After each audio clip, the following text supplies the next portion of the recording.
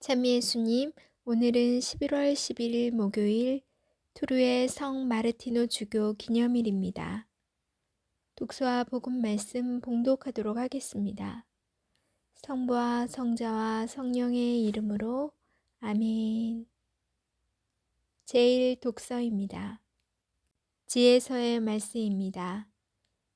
지혜 안에 있는 정신은 명석하고 거룩하며 유일하고 다양하고 섬세하며 민첩하고 명료하고 청절하며 분명하고 손상될 수 없으며 선을 사랑하고 예리하며 자유롭고 자비롭고 인자하며 항고하고 확고하고 평온하며 전능하고 모든 것을 살핀다. 또 명석하고 깨끗하며 아주 섬세한 정신들을 모두 통찰한다. 지혜는 어떠한 움직임보다 재빠르고 그 순수함으로 모든 것을 통달하고 통찰한다. 지혜는 하느님 권능의 숨결이고 전능하신 분의 영광의 순전한 발산이어서 어떠한 오점도 그 안으로 기어들지 못한다. 지혜는 영원한 빛의 광채이고 하느님께서 하시는 활동의 티없는 거울이며 하느님 선하심의 모상이다.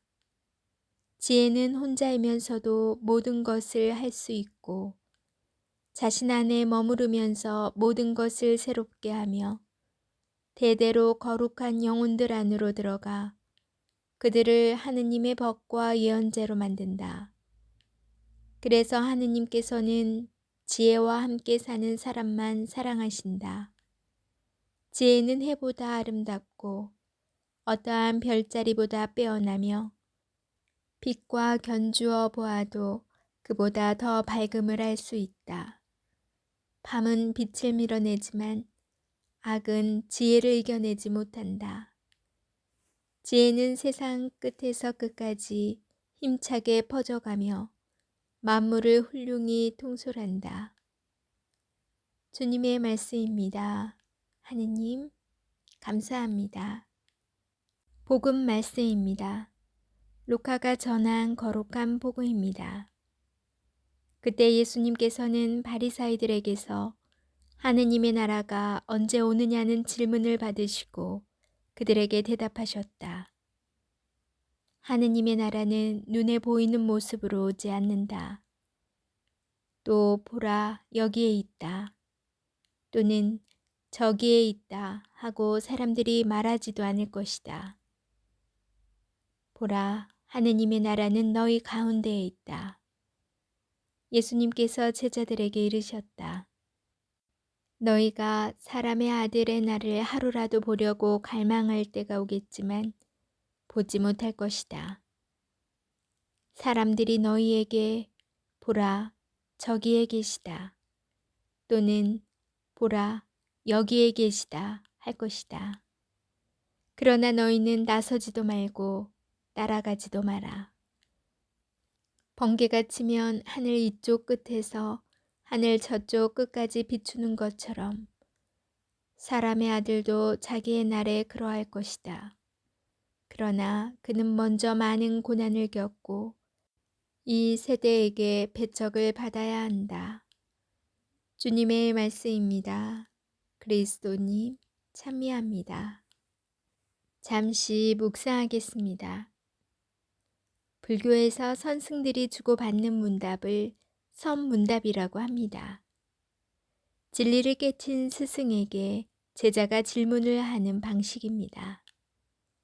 그러나 그 대화는 질문과 그에 대한 대답이라기보다는 질문에 대한 또 다른 질문이 되어버리는 경우가 많습니다.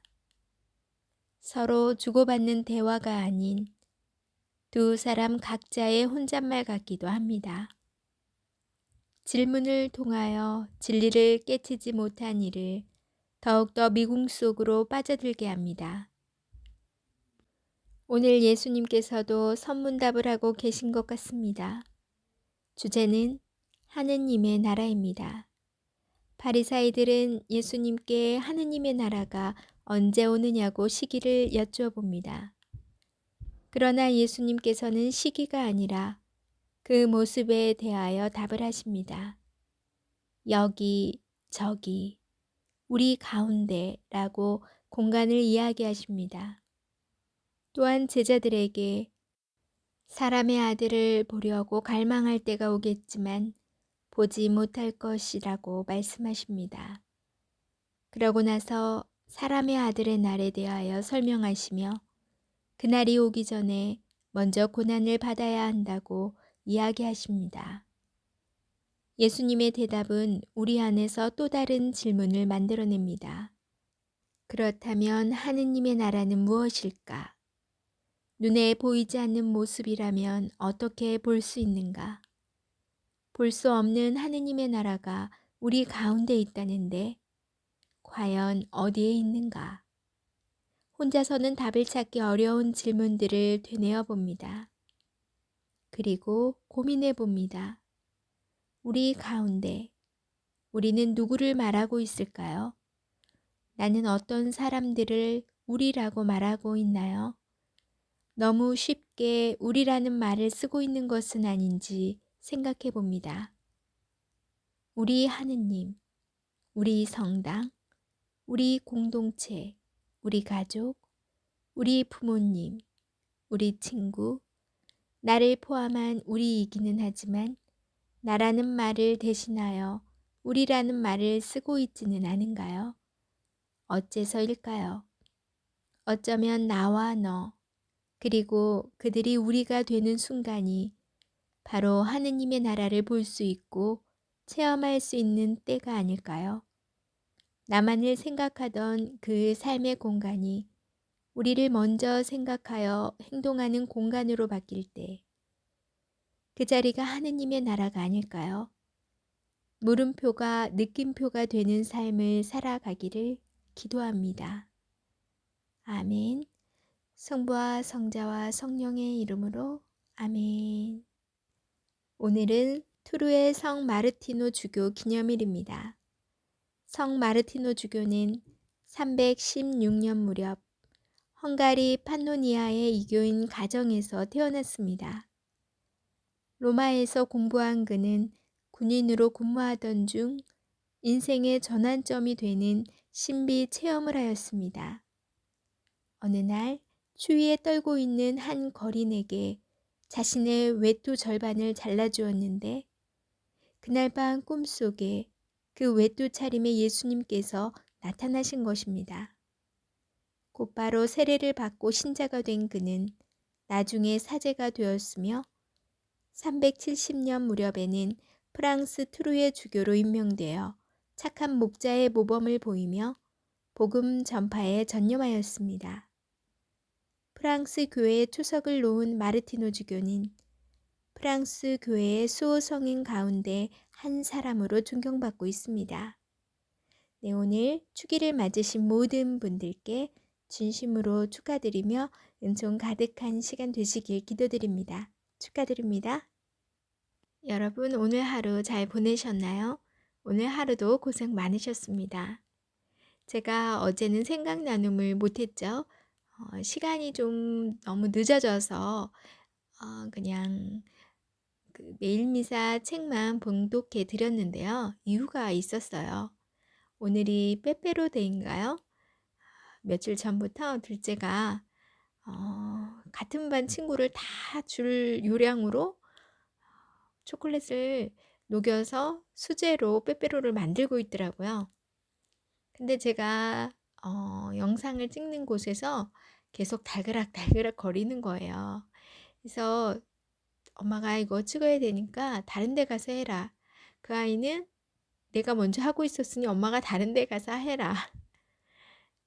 이렇게 시작되어서 서로 싸움이 일어난 거죠. 싸우다가 늦어졌어요, 사실은. 오늘 제가 뉴스에서 좀 불편한 소식을 접한 뉴스가 있는데요. 옆집이래요. 바로 옆집도 아니고 그 집에서 항의를 온 거죠. 옆에 집이 그 오피스텔인데 그러니까 암묵적으로 거기서는 고기 굽는 걸 자제해라 이런 룰이 있었나 봐요. 근데 그 집에서 고기를 구워 먹으니까 냄새가 나서 항의를 하러 온 거예요. 근데 그분께서 고기 굽는 그분께 처음부터 접근을 잘 못한 게 "당신은 월세 사니 월세 사는 자격으로 여기서 구울 수 없고 집을 빼라. 난 전세 사니까 내가 뺄 수는 없지 않느냐." 뭐 이런 식으로 다툼이 있어서 생겨서 경찰까지 오게 되고 막 그랬나 봐요. 그 소식을 접하면서 '아 세상이 왜 이렇게 돌아가는 걸까?' 참 안타깝고 불편하기도 하고 좀 씁쓸했어요. 왜 아이들 마냥 줄서게 하고 조금의 배려도 없이 이웃으로서 그렇게 살아가는 걸까? 화나는 그대로 뱉어버리는 걸까? 조금 더 불편한 게 있다면 우리가 이런 냄새가 바로 와서 불편하니 조금만 조심할 수 없을까요? 뭐 이런 식으로 소통을 해도 될 텐데 왜 어린아이들처럼 마치 아마 모양만 어른인가 봐요, 겉만. 정신 수준이 왜 그렇게 될 수밖에 없었을까? 사실 저도 생각해 보니까 어제 저도 좀 양보하면서 서로 배려해 주면서 충분히 그 사태를 무마하고 잘 넘기고 묵상을 천천히 잘 하면서 업로드할 수 있었을 텐데 나도 참 잘못했구나 뒤늦게 반성을 해 보았어요. 이웃 간이든 가족 간이든 부모 자식 간이든 나의 욕심, 나 먼저 생각하는 게 아니라 다른 사람을 배려하고 공감해 주는 그런 마음으로 살아간다면 훨씬 싸움도 없고 소통도 잘 되는 훨씬 더 행복한 그런 삶을 살아갈 수 있지 않을까 생각해 보는 밤이었습니다. 오늘도 따뜻한 밤 보내시고요. 저는 내일 다시 만날게요.